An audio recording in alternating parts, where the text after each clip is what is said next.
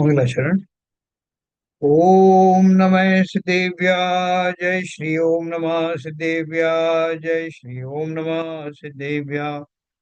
मंगलम भगवान वीरो मंगलम गौतमो गणे मंगलम कुंद कुंदाद्यो जय धर्मोस्तु मंगलम सर्व मंगल मांगल्यम सर्व कल्याण कारकम प्रधानम सर्वधर्माणां जैनम जयतो शासनम जैनम जयतु शासनम जैनम जयतु शासनम मोक्षमार्गस्य नेतारं भेतारं कर्म भूभृतां ज्ञातारं विश्वतत्त्वानां वन्दे तद्गुणलब्धये। तत्व सूत्र नाम का ग्रंथ का पहले अध्याय का तीसरा परिशिष्ट हम लोग पढ़ रहे हैं, जो जिसका समापन नजदीक ही है और जिसमें हम सम्यक दर्शन प्राप्त करने की जो प्रक्रिया है, क्रमवार उसको हमने समझने का प्रयत्न किया।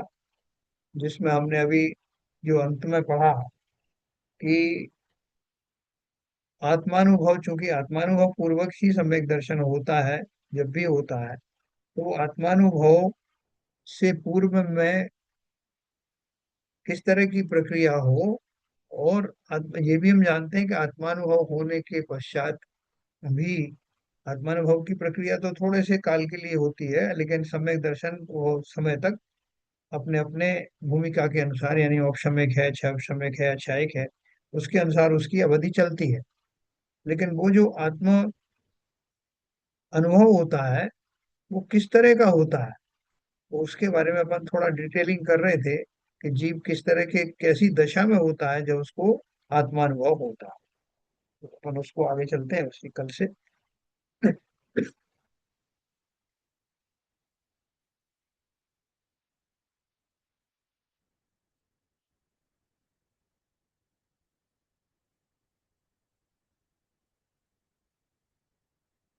देखो, अपन ने ये कल पढ़ा था,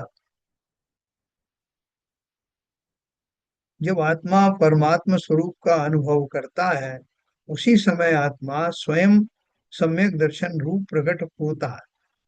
उसे बाद में विकल्प उठने पर भी उसकी प्रतीति बनी रहती है। जैसे आपने कहीं पे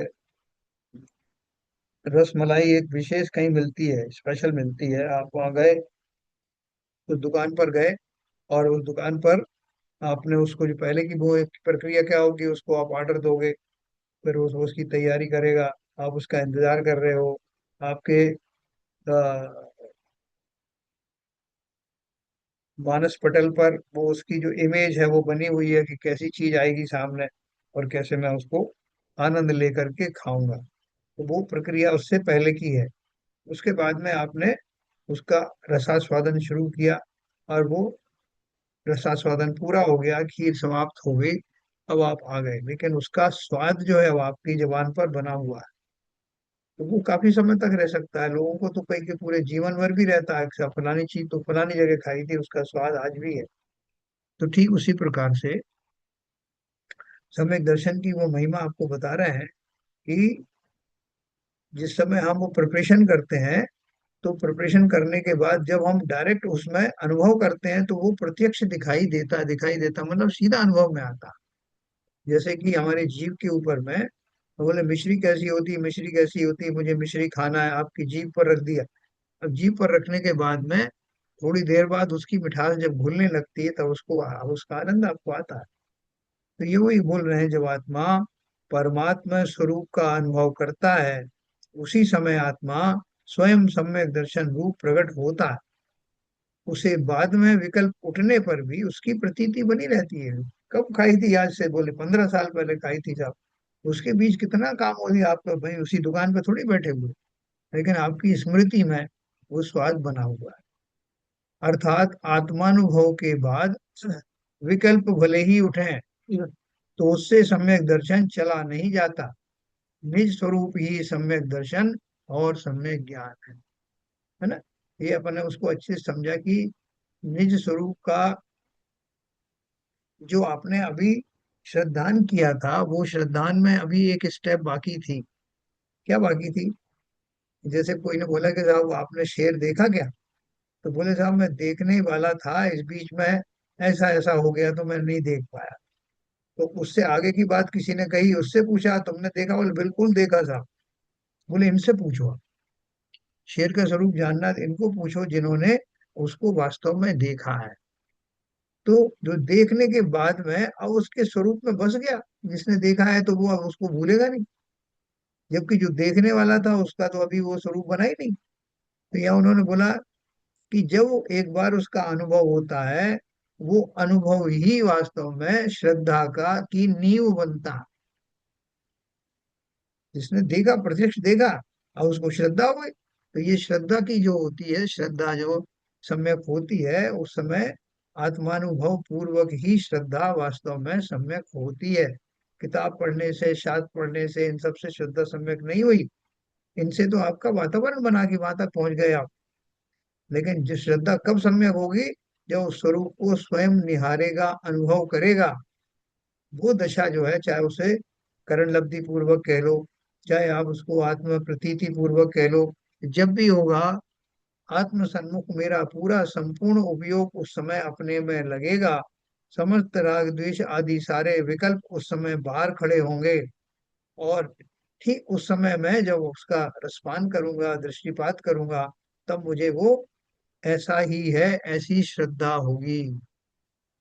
और श्रद्धा के समय होते ही, जिस श्रद्धा के समय मेरा ज्ञान का जो व्यापार चल रहा है, क्योंकि ज्ञान तो सदा चल ही रहा है ना, वो ज्ञान उस समय से सम्यक हो जाए। तो इसका मतलब ये हुआ तो मुनि कर्म जब पहली चौकड़ी जाएगी, हाँ। जिसे वो श्रद्धा आपकी सामने हुई। हाँ, वो सभी उसके साथ में है, निमित्त नैमित्तिक संबंध वो भी साथ में है कि ये सब कुछ घटित होगा। देखो क्या क्या घटित होगा, मैं आपको मतलब जो श्रद्धान है हाँ, वो जब वो सम्यक जब ही होगा जब आत्मानुभूति होगी। उस बस। उसके पहले तो आप उसका लक्ष्य धारण कर रहे हैं कि मुझे श्रद्धान करना है, मुझे सम्यक दर्शन प्राप्त करना है। वो लक्ष्य धारण कर रहे हैं। लक्ष्य जैसे लेकर के चले। शेर का उदाहरण दिया, हाँ, तो शेर को जीतने के लिए आपने अपना लक्ष्य धारण किया। बराबर। तो जो जिसने लक्ष्य धारण नहीं किया था वो तो चला गया, उसने शेर देखा ही नहीं। बराबर। तो जिसने लक्ष्य धारण किया था उसने शेर देखा, तो वो शेर का जो उसके ज्ञान में जो गेय में आया, वो उसके श्रद्धान में बस गया। बस।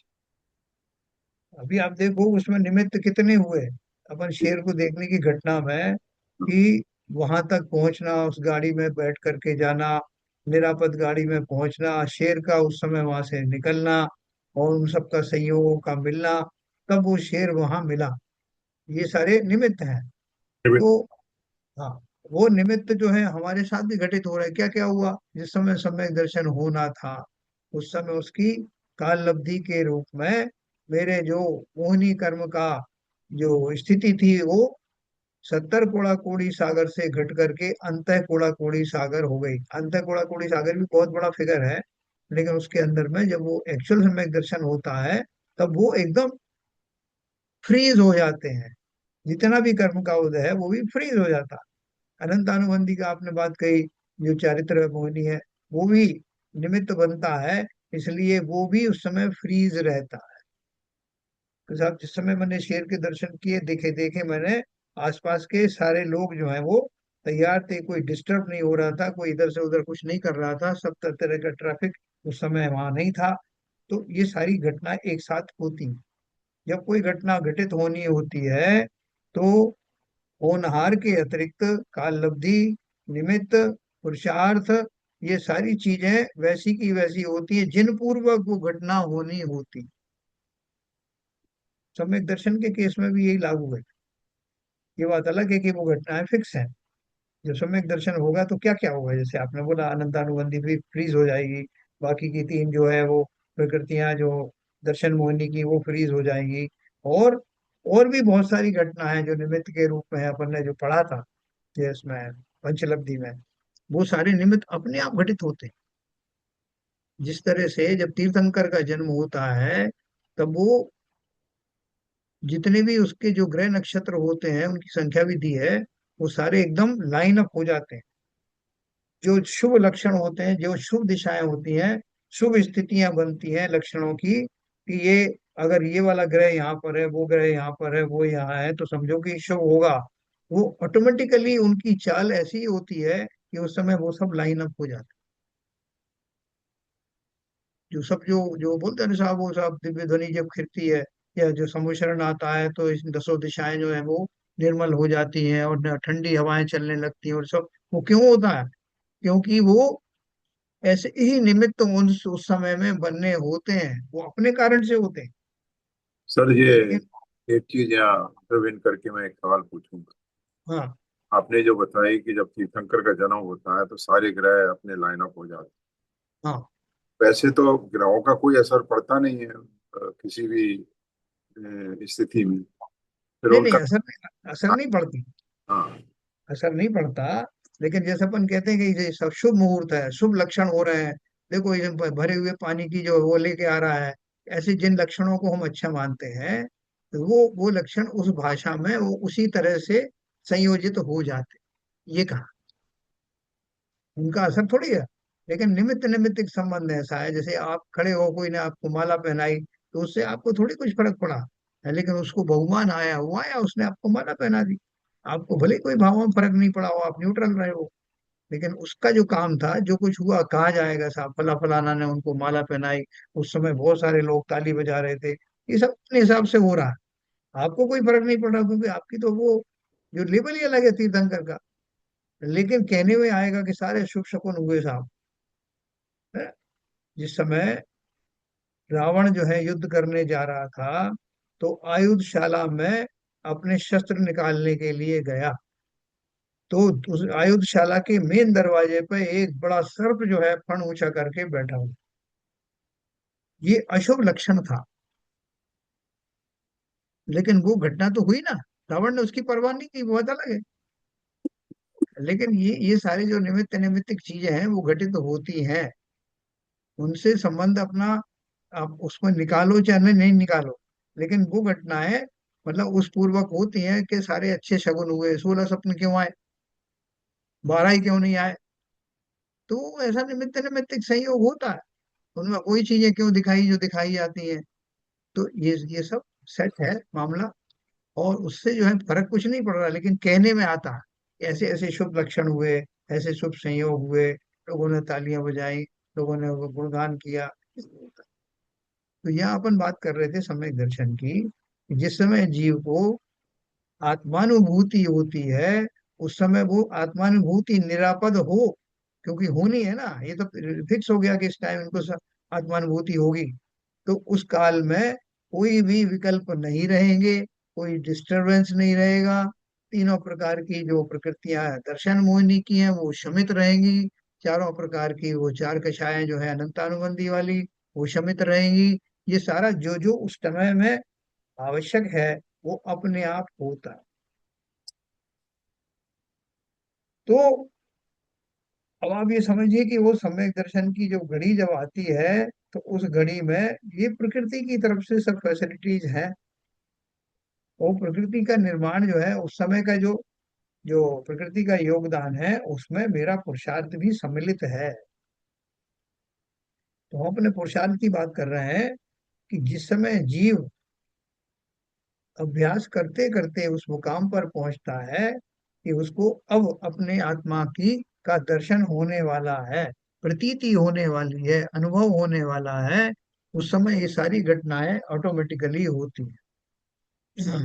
उसको वो जो सम्यक दर्शन और सम्यक ज्ञान दोनों जो है, उस स्थिति का नाम ही है जिसमें उसको आत्मानुभव हुआ।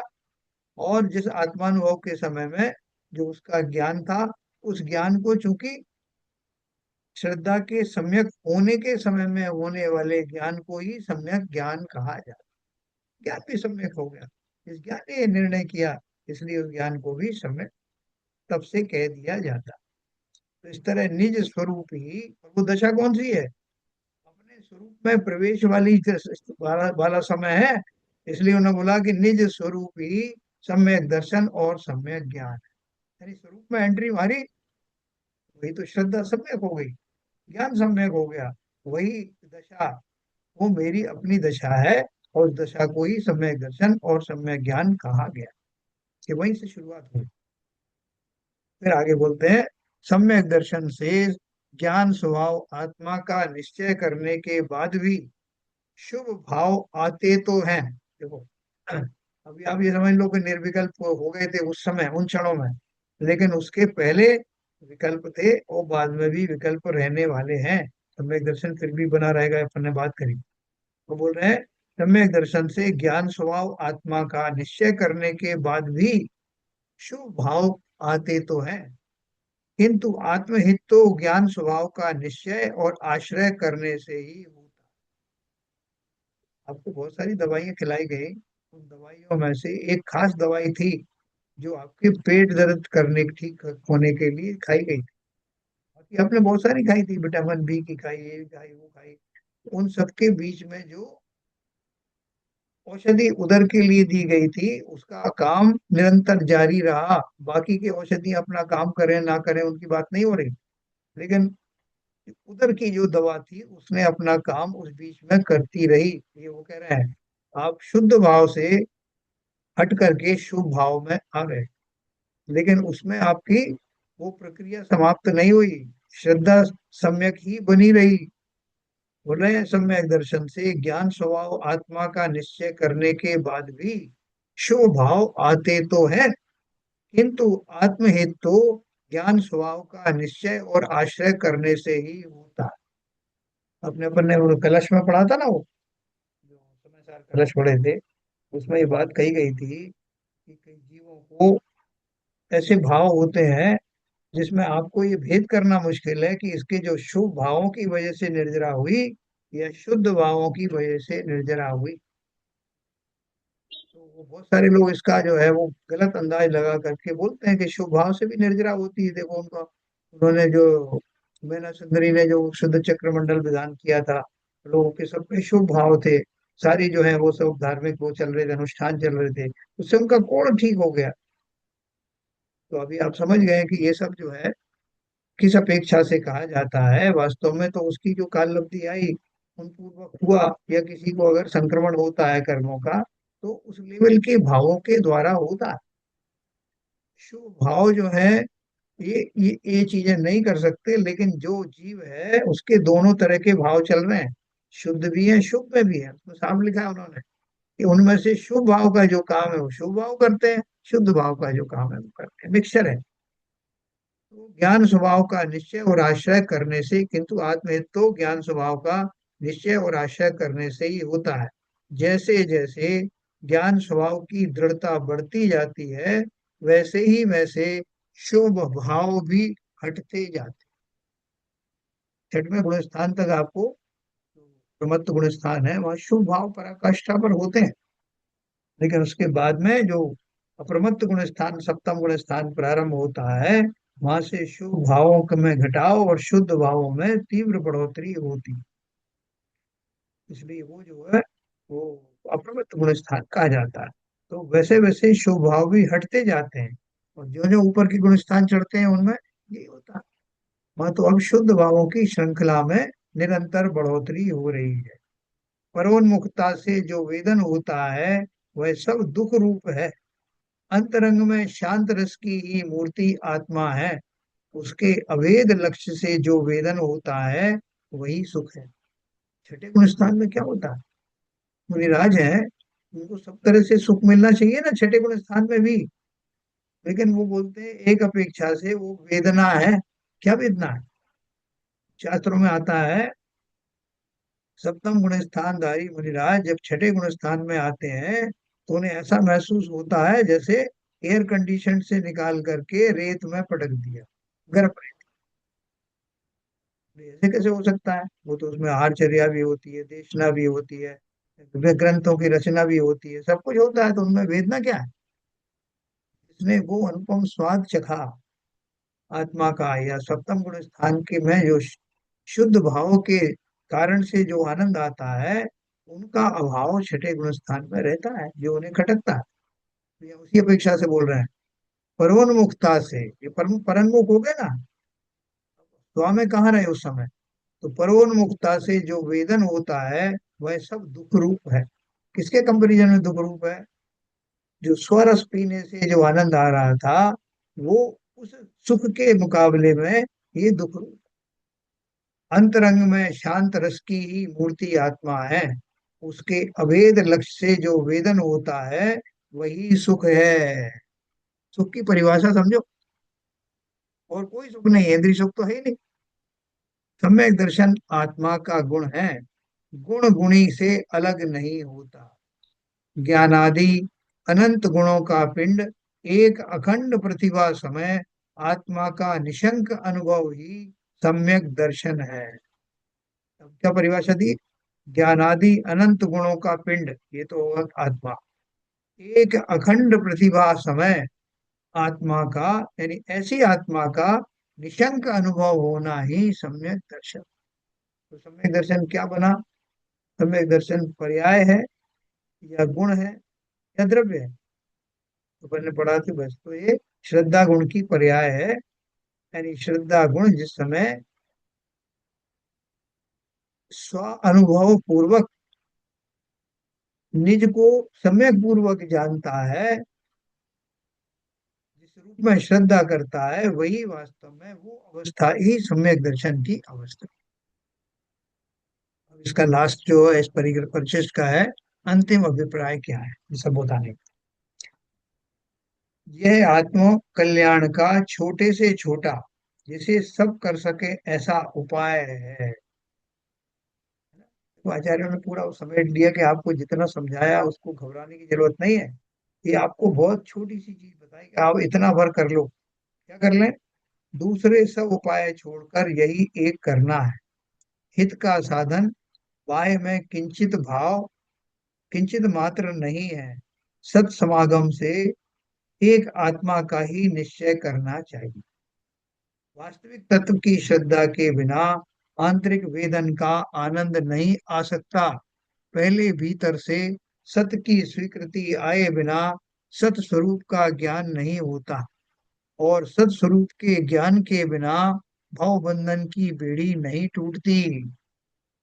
भव बंधन का अंत आए बिना यह जीवन किस काम? भव के अंत की श्रद्धा के बिना कदाचित पुण्य करे तो उसका फल राजपद या इंद्रपद मिलता है, किंतु उससे आत्मा को क्या है? आत्म प्रतीति के बिना व्रत तप की प्रवृत्ति, सब पुण्य और इंद्र पद आदि व्यर्थ हैं।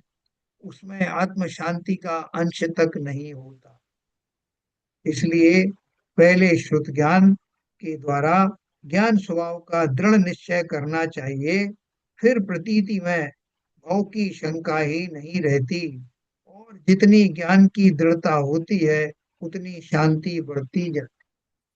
जैसे आपके पास में एक योद्धा है। वो योद्धा को आप किसी युद्ध में उतारने जा रहे हो, तो आपको लोग सब डरा रहे हैं, अरे साहब आपने उस योद्धा को अकेला भेज दिया, वो पता नहीं क्या होगा, लड़ाई में जीतेगा हारेगा, आप बिल्कुल निश्चिंत होकर बैठे हो, ऐसे थोड़ी काम चलता है। तो आप क्या कहोगे कि भैया तुम जानते नहीं इस योद्धा को, मेरा उस पर पूर्ण विश्वास है। जब जब भी मैंने उसको युद्ध में भेजा है, वो विजय प्राप्त करके ही आया है, और मुझे कोई इसमें शंका जरा भी नहीं है। तो बोलते हैं ऐसा आत्मा का जब दृढ़ विश्वास होता है, ठीक है ना, इस पहले शुद्ध ज्ञान के द्वारा ज्ञान स्वभाव का दृढ़ निश्चय करना चाहिए। फिर प्रतीति में भव की शंका ही नहीं रहती, वो हारेगा या जीतेगा ये कोई शंका रहती ही नहीं। और जितनी ज्ञान की दृढ़ता होती है, उतनी शांति बढ़ती जाती। मैं ज्ञान स्वभावी हूँ, मैं सुख स्वरूपी हूँ, ये जो रटंत जो है ना, ऊपर ऊपर की नहीं, अंदर से जब सम्यक दर्शन हो गया, तो ये सब बातें अब प्रतीति में आ गई, विश्वास में आ गई। दृढ़ विश्वास होने से अब मुझे कोई शंका नहीं। जैसे उस योद्धा को भेज करके मैं निश्चिंत हूँ कि विजय करके ही लौटेगा। किसी ने कहा सब नहीं है, नहीं आया, विजय नहीं हुई, तो क्या बोले कि ऐसा सोचने की जरूरत ही नहीं है, क्योंकि वो असंभव है। ऐसा ही शांति का प्रतीक ज्ञान गुण से और सुख गुण से संपन्न मैं कभी अशांत हो ही नहीं सकता। ऐसा दृढ़ विश्वास पूर्वक आत्मा में बार बार डुबकी लगाने वाला जीव निरंतर आनंद से भरा रहे। प्रभु तू कैसा है? तेरी प्रभुता की महिमा कैसी है? यह तूने नहीं जान पाया, अपनी प्रभुता की प्रतीति किए बिना तू बाह्य में चाहे जिसके गीत गाता फिरे, तो इससे कहीं तुझे अपनी प्रभुता का लाभ नहीं हो सकता। हैं?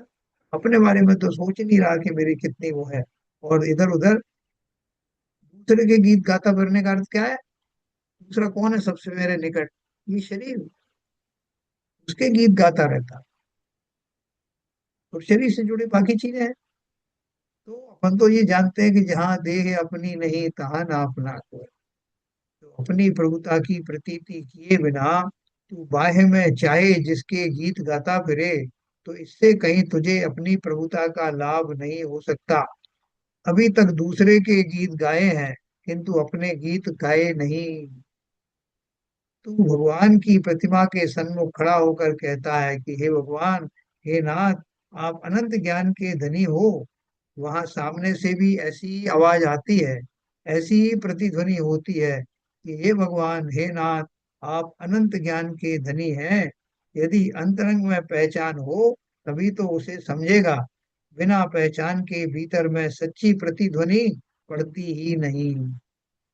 है ना, वो है ना, मांडवगढ़। मांडवगढ़ के किले में आप गए हो कभी? तो उज्जैन के पास है। वहाँ एक बड़ी सी शिला है, जिससे वो बना है। वहाँ खड़े होकर के आप जो भी बोलोगे उसकी प्रतिध्वनि लौट कर आएगी। आप बोल दोगे कि तुम तो बहुत स्वस्थ हो, विद्वान हो, बुद्धिमान हो, वहां से प्रतिध्वनि यही आएगी, तुम तो बहुत शुद्ध हो, स्वस्थ हो, बुद्धिमान। वहाँ सोनागिर जी में भी है ना एक बाजनी शिला है, कौन है, क्या है वहाँ पे? वहां भी ऐसी कुछ प्रतिध्वनि आती है क्या? ऐसे कई जगह में नहीं है। तो यहाँ वो कह रहे हैं कि जब जिनेंद्र देव के दर्शन कर रहे हो, तो जिनेंद्र देव के दर्शन करते हुए मानो कि वहां से भी ऐसी प्रतिध्वनि आ रही है। जो आप उनकी स्तुति में जो शब्द उपयोग कर रहे हैं, लगभग वैसे ही शब्द वहां से आपके लिए प्रतिध्वनित हो रहे हैं। ये एक तो अलंकारिक भाषा है। कहने का अर्थ यह है कि वैसा ही मैं हूँ। और ऐसा निशंक रूप से मानना, ये आपको खाली समझाने के लिए नहीं कहा गया, वास्तव में ऐसा ही मैं हूँ। उनको देख करके मुझे अपना चेहरा याद आया। दर्पण में जब मैं देखता हूँ तो मुझे अपना चेहरा दिखाई देता है, प्रतिबिंब दिखाई देता है। तो वही प्रतिबिंब के माध्यम बनते हैं वो वीतरागी सर्वज्ञ, कि वही तो मटेरियल मैं हूँ। शुद्धात्म स्वरूप का वेदन कहो, ज्ञान कहो, श्रद्धा कहो, चारित्र कहो, अनुभव कहो या साक्षात्कार कहो, जो कहो सो यह एक आत्मा ही है। अधिक क्या कहें, जो कुछ है सो यह एक आत्मा ही है। उसी को भिन्न भिन्न नामों से कहा जाता है। केवली पद, सिद्ध पद या साधु पद, यह सब एक आत्मा में ही समाविष्ट होते हैं। समाधि, मरण, आराधना इत्यादि नाम भी स्वरूप की स्थिरता ही है। इस प्रकार आत्म स्वरूप की समझ ही सम्यक दर्शन है, और यह सम्यक दर्शन ही सर्व धर्मों का मूल है। सम्यक दर्शन ही आत्मा का धर्म। देखो, इसमें उन्होंने जो दो तीन बातें कही वो मुझे आपसे पूछना है। ये बोल रहे हैं जो कुछ है सो एक आत्मा है, उसी को भिन्न भिन्न नामों से कहा जाता है। केवली पद, सिद्ध पद या साधु पद, ये सब एक आत्मा में ही समाविष्ट होते हैं। एक आत्मा में कैसे समाविष्ट होते हैं भाई? ये तो अलग अलग है ना। सभी साधु तो केवल ज्ञानी होते नहीं, और केवल ज्ञानी है वो तुरंत सिद्ध बन नहीं जाते। तो ये अलग अलग है कि एक ही है? सब एक ये ही तो सब है, एक ही है। एक ही जो एक, आत्मा है, सर जो माइल स्टोन है।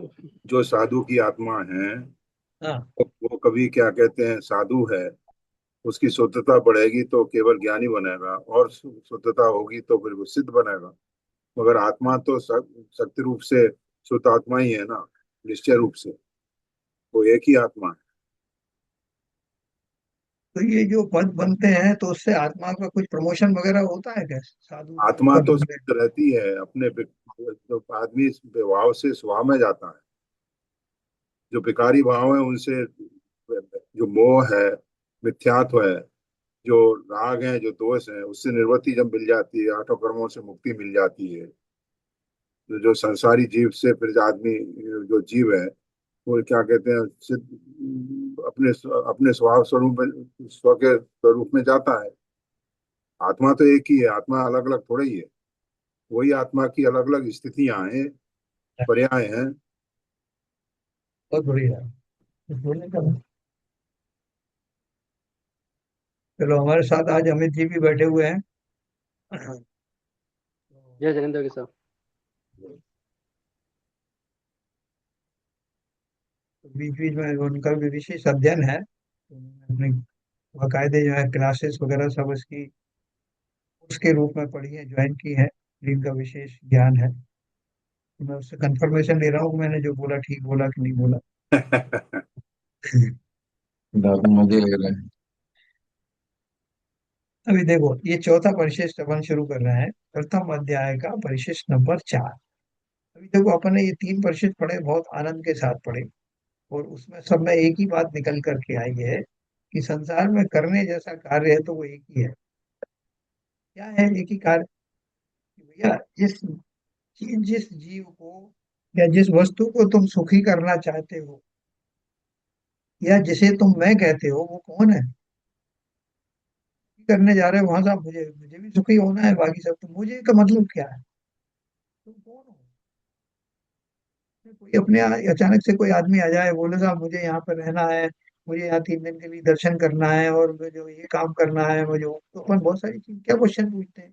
आप कौन है साहब? कहाँ से आए? अभी कहाँ रह रहे हैं? यहाँ आपका कौन है? कब तक रहने वाले हो? कितने क्वेश्चन पूछते हैं।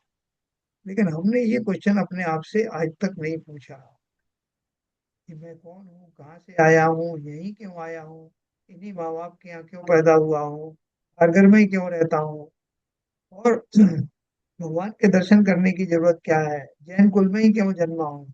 कितने सारे क्वेश्चन है, लेकिन हम उनको एक्सेप्टेबल ऐसे ही मान लेते हैं बिना क्वेश्चन किए।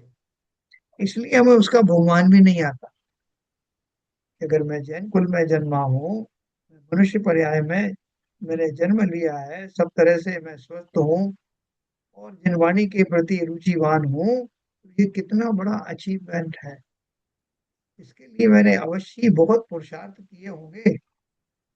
नहीं तो जहाँ बोलते हैं कि आज तक बहुत सारे ऐसे जीव हैं जो निगोद से निकले ही नहीं, मैंने उन निगोद की बाउंड्रीज को क्रॉस किया, सामान्य एक इंद्रिय आदि जीव बना, तो जो स्थावर जीव है, और उसके बाद में 2 इंद्रिय आदि बन के त्रस्त जीवों में पदार्पण किया।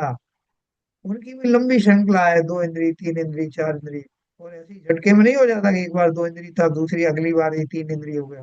अनंत अनंत वर्ष एक एक इंद्री वाले जीवों में पड़े रहते हैं, इंद्री, 3 इंद्री, और उसके बाद पंचेंद्री भी बने तो उसमें सैनी और असैनी। सैनी भी बन गए तो कहीं गर्भ में ही मर गए, तो मूर्छन जीव पैदा हुए, या जन्म के बाद मरण हो गया, जब ये तो ऐसे गरीब हालत में फुटपाथ पर पड़े रहे, कोई देखने वाला नहीं, लंगड़े लूले हुए, रोगी हुए, इतने सारे व्यवधान हो सकते हैं।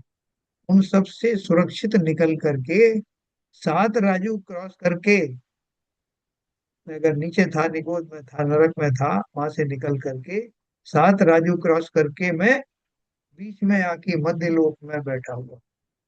इतना मेरा पुरुषार्थ रहा होगा, लेकिन वहां मैंने वो एक मुंगेर पकड़ ली कि फिर से नीचे ना गिर जाऊं। क्या करना है? या तो वहां बना रहूं, या पुरुषार्थ करके ऊपर की दिशा में चला जाऊं। इस कुएं से तो बाहर निकलो। तो व्यवस्था तो सारी है, लेकिन पुरुषार्थ की कमी है। इतना पुरुषार्थ तो मैंने किया कि मैं बीच में आ गया। यहाँ से सब जगह की फ्लाइट जाती, चारों गतियों में जा सकता। तो अपनी इस पर्याय का बहुमान करो, जिस पर्याय में मैं उत्पन्न होकर के वो सब कुछ प्राप्त कर सकता हूँ जो कि प्राप्त करने योग्य है। तो उसकी बात कर रहे हैं। ये अभी चौथे परिशिष्ट में उसी का, और अभी प्रक्रिया अपन समझ गए, सारी प्रक्रिया हम समझ गए हैं, और प्रक्रिया अब हमारे लिए बहुत आसान है, ये भी अपन जान गए। तो इसके आगे की बात करते हैं। मोक्ष शास्त्र अध्याय 1 सूत्र 2 में तत्वार्थ श्रद्धान को सम्यक दर्शन का लक्षण कहा, है ना। सम्यक दर्शन ज्ञान दर्शन मोक्ष मार्गानी, उस लक्षण में अव्याप्ति, अतिव्याप्ति और असंभव दोष का परिहार, ये अपन ने पहले भी पढ़ा था।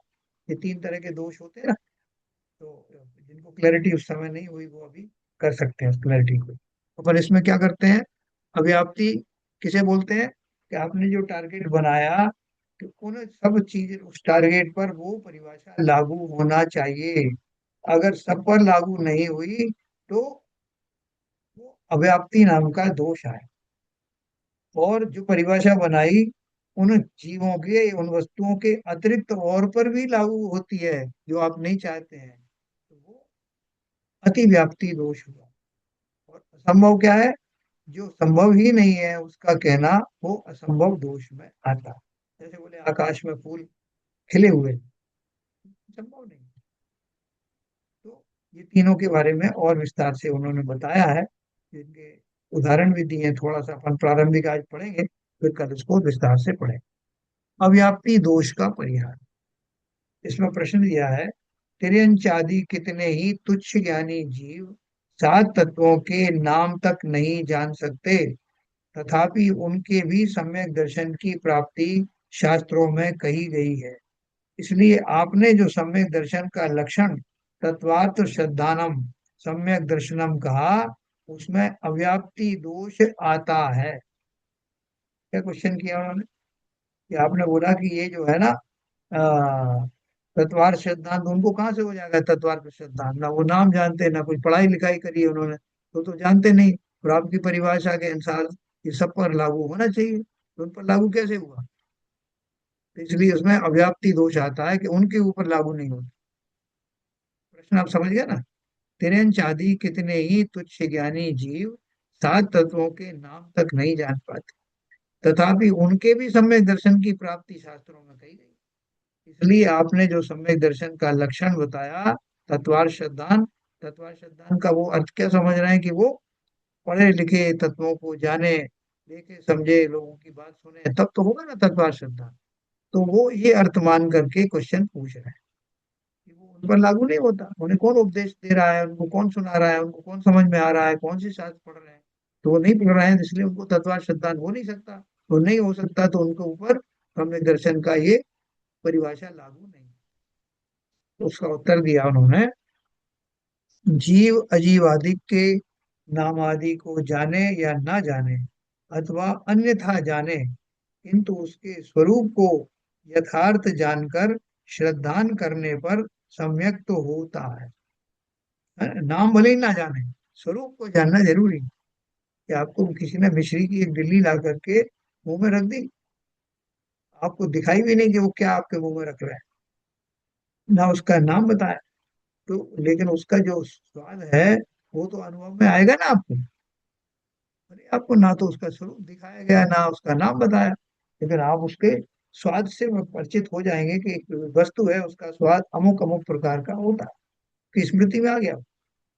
तो इसलिए बोल रहे हैं, जीव अजीव के नामादिक को जाने या ना जाने अथवा अन्यथा जाने, किंतु उसके स्वरूप को यथार्थ जानकर श्रद्धान करने पर सम्यक तो होता है। यानी वस्तु को जब सही जान लेगा, जानने में तो आएगा ना, ज्ञान गुण तो सब जगह है ही, उसमें कोई तो सामान्यतया स्वरूप को पहचान कर श्रद्धान करता है, और कोई विशेषतया स्वरूप को पहचान कर श्रद्धान करता है। तिर्यंच आदि तुच्छ ज्ञानी सम्यक दृष्टि जीवादि के नाम भी नहीं जानते, हाँ? तथापि वे सामान्य रूप से उसका स्वरूप पहचान कर श्रद्धान करते हैं, इसलिए उन्हें सम्यक की प्राप्ति होती है। जैसे कोई त्रियंच अपना या दूसरों का नामादि तो नहीं जानता, किंतु अपने में ही अपनापन तथापि अन्य को ऊपर मानता है, इसी प्रकार तुच्छ ज्ञानी जीव अजीव के नाम भले ही ना जाने, फिर भी वह ज्ञानादि स्वरूप आत्मा से स्वत्व मानता है, तथापि शरीर आदि को पर मानता है, ऐसा श्रद्धान उसे होता है। और यही जीव अजीव का श्रद्धा। समय उस सिंह के जीव को देशना दी गई, तो तब तक वो निज स्व और निज का भेद तो जानता था, लेकिन कैसे जानता था, शरीर को अपना मानता था, दूसरों के शरीरों को पर मानता था।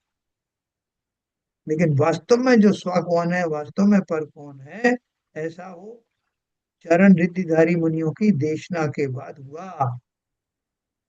इस रूप में अपना स्वरूप मानता था, उसका मोह भंग हुआ और वो जान गया कि सबसे बड़ा पर तो मेरा शरीर ही है। और वही श्रद्धा उसकी सम्यक हुई। उसी आचरण से उसको स्वानुभूति हुई।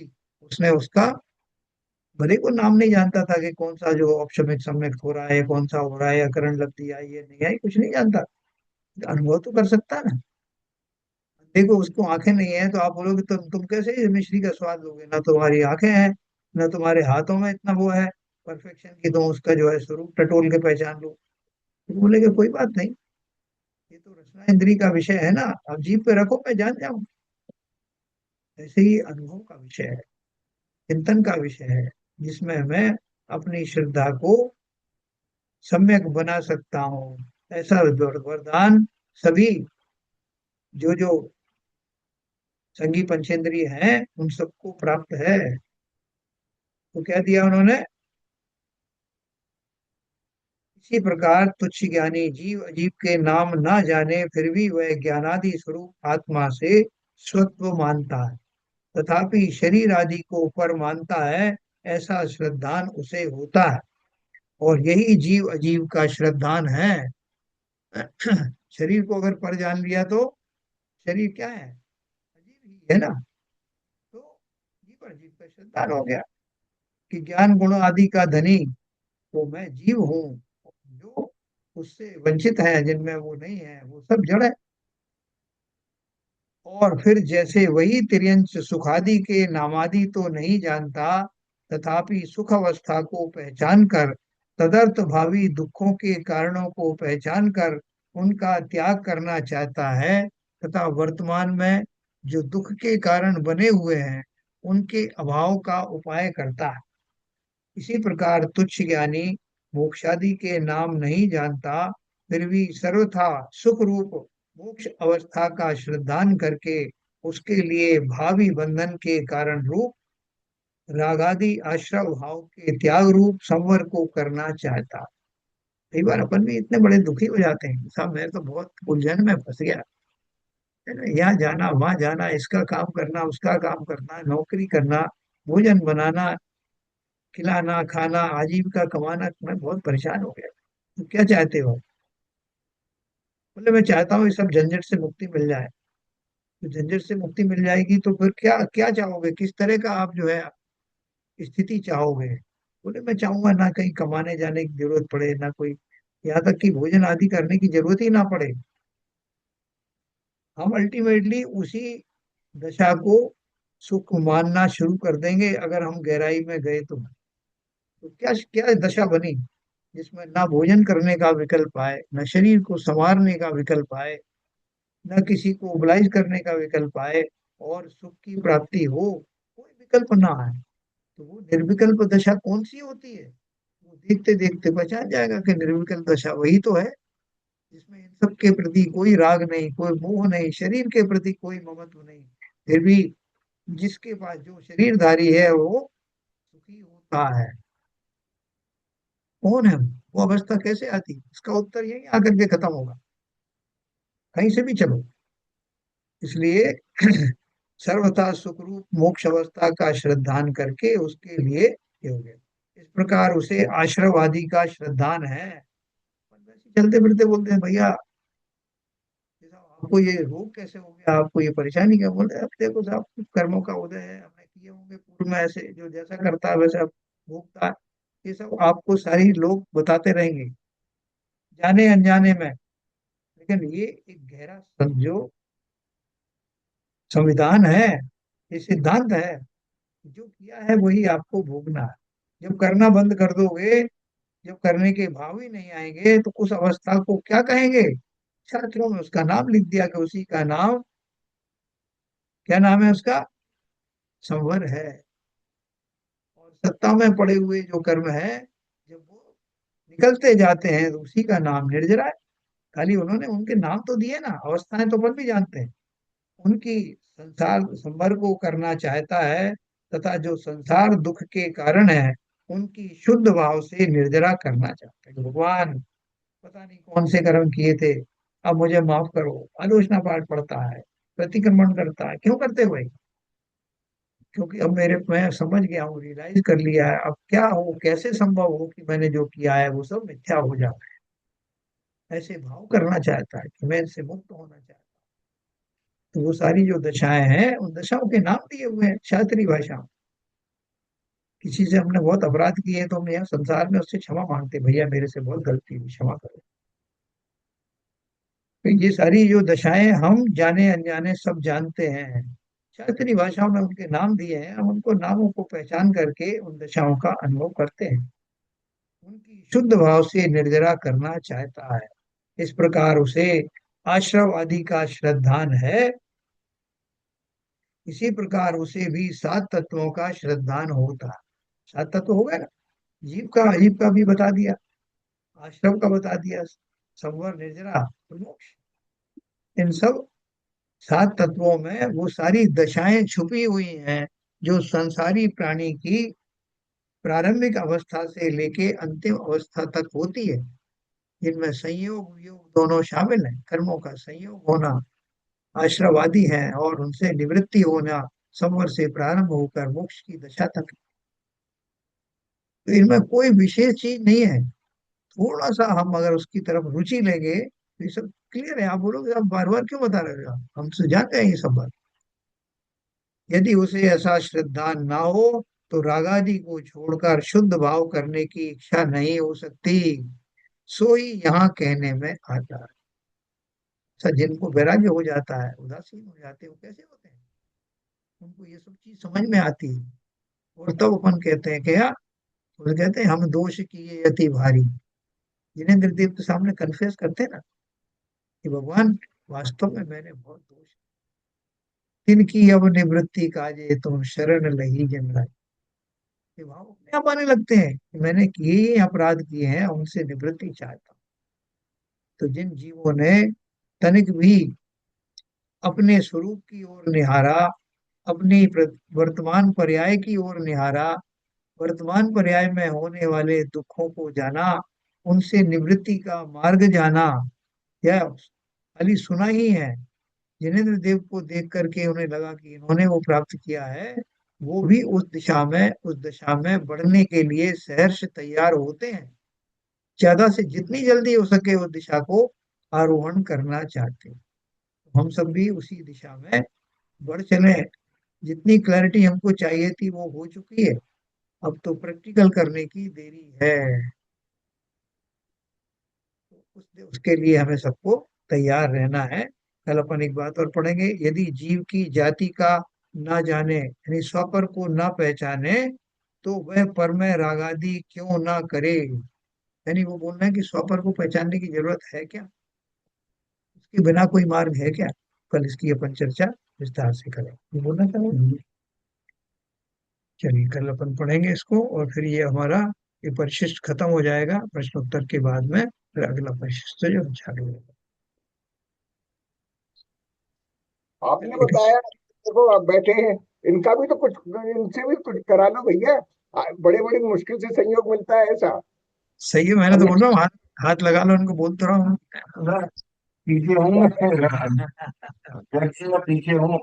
सामने आओ ना, बोलो बोलो, नहीं, सम्यक दर्शन के बारे में बोलो। ये तो बढ़िया है ना। तो ये व्याप्ति अधिव्याप्ति और ये असंभव जो तीन दोष बताए ना, तो मोटा मोटी वो अपन ज्ञान पे, जीव का लक्षण जो ज्ञान है ना, तो लक्षण उससे जो रहे थे वो लक्षण भास है तीन तरीके के जो बताए। बस वही बात है, मुख्य बात तो वही है कि अपन अपनी काम की चीज समझ जाए। बहुत ज्यादा शब्द का ज्ञान ना रहे, बहुत ज्यादा मेमोरी शार्प ना रहे, काम की चीज समझ जाए। जो जानवर जो बात समझ पा रहे हैं, अपन को भी वही बात समझनी है। जो चीज जानवर समझ पा रहे हैं वो बात ही समझने की है, तो वो इतनी कठिन नहीं हो सकती कि जो मतलब त्रियंत समझ जाए और अपनी समझ में ना आ जाए। तो इतने साधनों के अभाव में अगर कोई आदमी समझ पा रहा है और काम कर पा रहा है, तो अपने को वो बात समझने का प्रयास अपने को करना चाहिए। और अगर अपन नहीं कर रहे तो कहीं ना कहीं अपने प्रयास में कमी है। परिस्थितियां तो आज जो हमें मिली हैं वो बहुत अनुकूल है। बहुत साधन इम्पोर्टेंट नहीं है, अपना मन स्थिति ज्यादा इम्पोर्टेंट है। साधन तो बनते ही रहते हैं। देखो, ये जो आज की दशा में साधु बन गए हैं या पंचपरमेष्ठी के पदों पर हैं, आवाज नहीं आ उनके पास भी उतने ही साधन हैं। आवाज नहीं आ रही, दूर से बोल रहे हैं आप।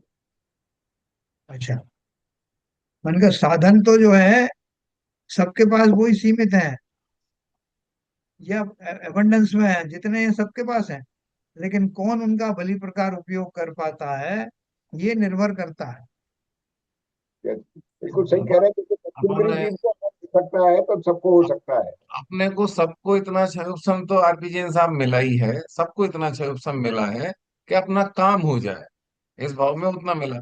अब ये अलग बात है कि कोई अपने क्षयोपशम को किसी चीज में लगा रहा है, रुचि अनुसार जो भी अपना लगा रहा है, वो अलग बात है, लेकिन जितना अपना काम होने लायक है उतना तो अपन सबको मिल गया है।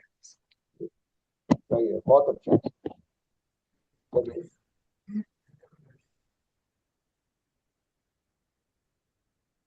त्रियंश की बोलते हैं, त्रियंश गति में पंचम गुण स्थान तक जा सकते हैं। जैसे नरक में और मतलब स्वर्ग में बोलते हैं चौथे गुण स्थान तक, लेकिन त्रियंश में एक गति और पांचवी गति तक जा सकते हैं, पांचवें गुण स्थान जा सकते हैं। और मनुष्य में तो सातवें गुण स्थान तक का है ये भी आज की डेट में।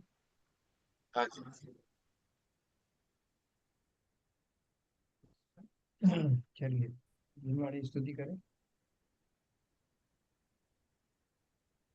मिथ्यात्म विनाश वेको, ज्ञान के प्रकाश वेको, आपा परिभाष वेको, भानु से बखानी है। चाहूं द्रव्य जान वेको, बंद विधि भान वेको, स्वपर पहचान वेको, परम प्रमाणी है।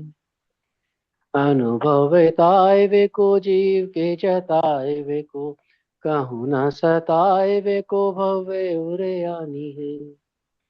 जहाँ तहाँ तार वेको, पार के उतार वेको, सुख विस्तार वेको, यही जिन्ने वाणी है।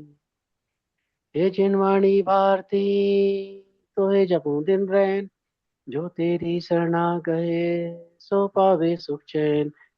जा वाणी के ज्ञान ते सूझे लोकालोक, सो वाणी मस्तक नमो, सदा देते ढोक, सदा देते ढोक।